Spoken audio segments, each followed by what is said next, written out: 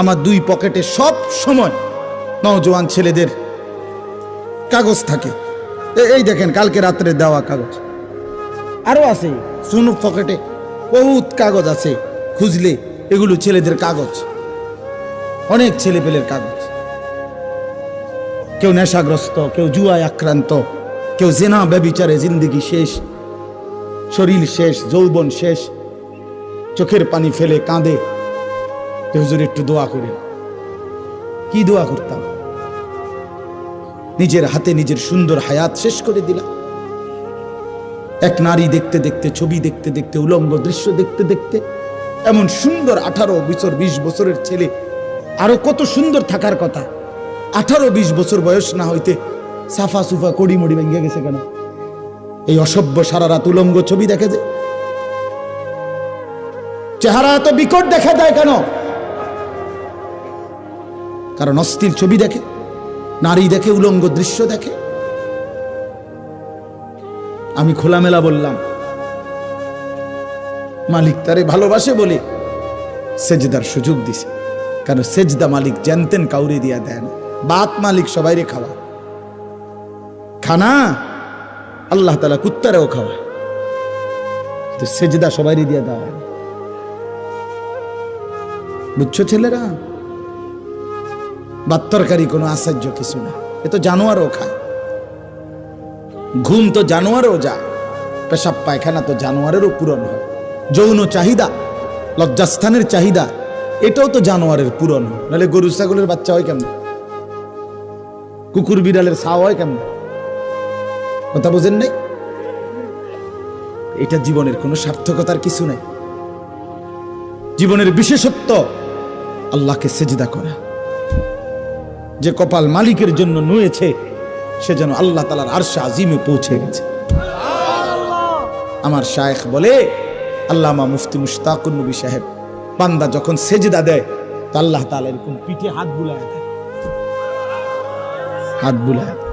আল্লাহ যেন বলে, জহির আসছো না, আমারে সেজদা দিল, ইরফা রাসাক, মাথা উঠাও, বসো বসো, আমি তোমার কাছে, তুমি আমার কাছে, বলো আর কিছু কইবানি?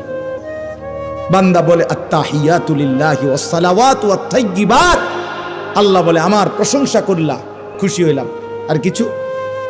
আল্লাহুম্মা সাল্লি আলা মুহাম্মদ ওয়া আলা আলি মুহাম্মদ, আল্লাহ বলে আমার বন্ধুর দুরূদ পড়লা, এতো আমি খুশি হলাম। আর কিছু? এবার বান্দা বলে, আল্লাহুম্মা ইন্নী যালামতু নাফসি যুলমান কাসীরা, এই মাওলা আমি বড় নাফরমান পাপী, আমি জানি আপনি ছাড়া আমার মাফ করার আর কেউ নাই, এজন্য সেজদা দিয়ে আপনার একদম কাছে আসলাম, এবার আমি আমার গুনার মাফ চাই। আল্লাহ বলে, বান্দা এত কাছে আইনা ফিরাই দেই কেমনে?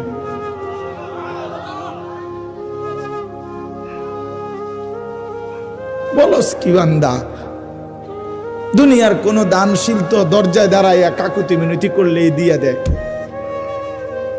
আর সেজদা দিয়ে বান্দা আমার এত কাছে আসলে আমি কেমনে ফিরাই দেই?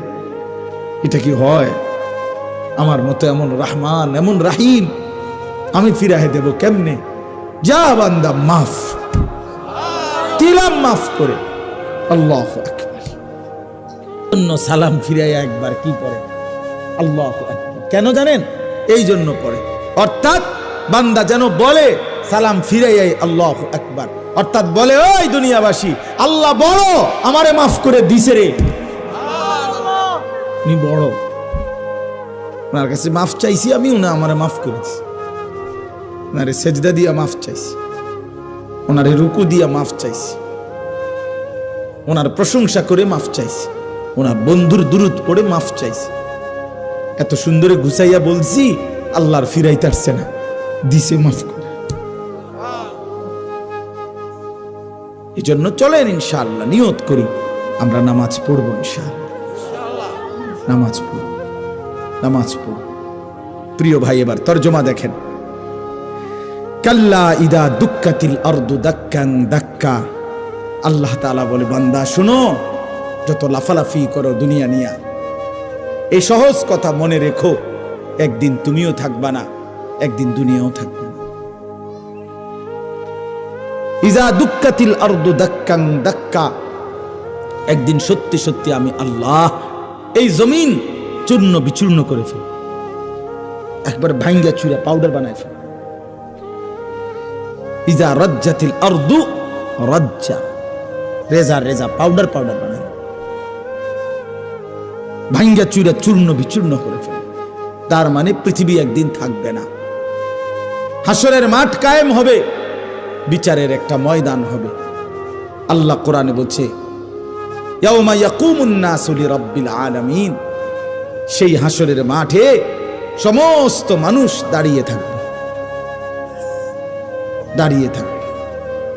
আর এই অবস্থায়, এই দাঁড়ানো অবস্থায় ওয়াজা রাব্বুকা, মহান আল্লাহ পাক হাসরের মাঠে কামা ইয়ালিকু বিশানিহি, তার শান অনুপাতে উপস্থিত হবে। ওয়াল মালাকু সাফফান সাফফা, কোটি কোটি ফেরেশতা সারিবদ্ধভাবে চারপাশে দাঁড়ানো থাকবে। এবার এটা মানে একটা চিত্র তুলে ধরছে আল্লাহ হাসরের ময়দানের, যে বান্দা মানুষগুলো সব দাঁড়ানো, মহান আল্লাহ পাক হাজির হলেন, ফেরেশতারা সারিবদ্ধভাবে দাঁড়িয়ে আছে, কারো কোনো শব্দ নাই, সব চুপ।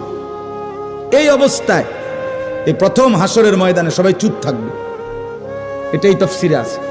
প্রথম কেউ কোনো শব্দ করবে না। ওয়াজিআ ইয়াউমাইদিন বিজাহান্নাম, এরপরে আল্লাহ পাক বলতেছেন আমার ফেরেশতারা আগুনের শিকলের মধ্যে বাইধা, 70,000 আগুনের শিকলে বাইধা কোটি কোটি ফেরেশতা জাহান্নামটাকে টেনে হাসরের ময়দানে হাজির করবে। ওয়াজিআ ইয়াউমাইদিন বিজাহান্নাম, দেখেন এখানে কোনো ব্যাখ্যার দরকার নাই, কিচ্ছুর দরকার নেই, আপনি এই বাংলা শুনলেই সারব, কোনো ব্যাখ্যার কিছু নেই, স্বাভাবিক তরজমাই যথেষ্ট। জাহান্নামকে ফেরেশতারা টেনে আনবে। হাদিসের মধ্যে আছে নবীজি সাল্লাল্লাহু আলাইহি সাল্লাম বলেন, এই আর অল্প একটু মনোযোগ দেন, এই জাহান্নামকে যখন আনবে কোটি কোটি মানুষ, ওই যে এখানে সাউন্ড বক্স এটা দেখা যায়নি, কথা বলেন না কেন, এই মনে করেন এরকম আনছে। আনার পরে নবীজি বলেন জাহান্নামের ভিতর থেকে আগুনের একটা তীব্র গর্জন, সাগরের ঢেউ। আর সাগরের ঢেউ কি তার ডিস্ট্রিক্টটা ফুটলেই তো, চাক্কা ফুটলেই তো যান শেষ।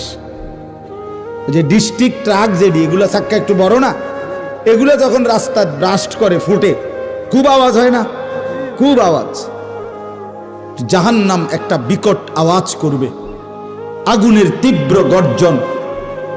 আল্লাহর নবী সাল্লাল্লাহু আলাইহি সাল্লাম বলেন পুরা হাসরবাসী যারা এতক্ষণ চুপ ছিল, এই জাহান্নামের চিৎকার শুনে পুরা হাসরের ময়দান একসাথে চিৎকার দিয়া উঠবে, এই প্রথম জবান দিয়া কথা বলবে ইয়া রব্বি নফসি নফসি, এই প্রথম, আয় মাওলা আমারে বাঁচা, এই জাহান্নাম থেকে বাঁচা, হায় মাওলা এটা কি দেখলাম, এটা কি।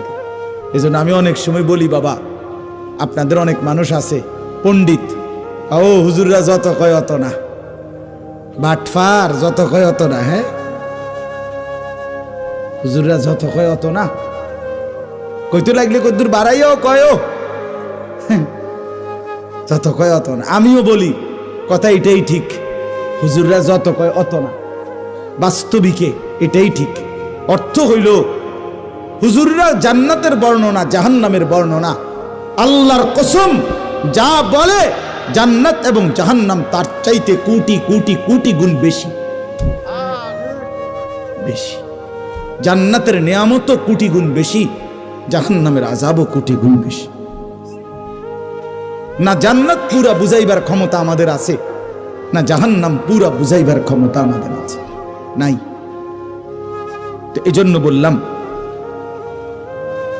এরপরে আল্লাহ বলেন ইয়াউমাইদিন ইয়াতাযাক্কারুল ইনসান, প্রত্যেকটা পাপী নাফরমান তৎক্ষণাৎ জাহান্নামের দিকে তাকাইয়া তার পিছনের জিন্দেগীর সব কথা মনে